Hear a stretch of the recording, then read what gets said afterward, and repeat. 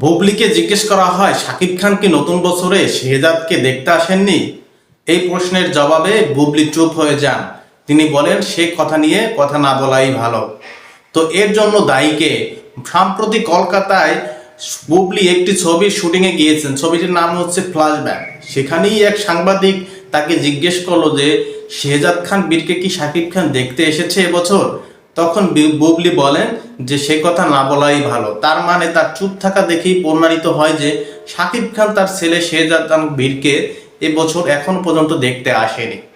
কিন্তু কথা ছিল শাকিব খান তিনি বলেছিলেন বুবলির সাথে তার কোনো সম্পর্ক নেই, কিন্তু তার যে ছেলে শেহজাদ খান বীর তাকে তিনি নিয়মিতই দেখাশোনা করবেন এবং তার খোঁজ খবর নিবেন। কিন্তু নতুন বছরে এখনো পর্যন্ত শেহজাদ খান বীরকে দেখতে যাননি বা তার সাথে দেখা করেননি। বুবলির কথা থেকে সেটাই প্রমাণিত হলো। সম্প্রতি তিনি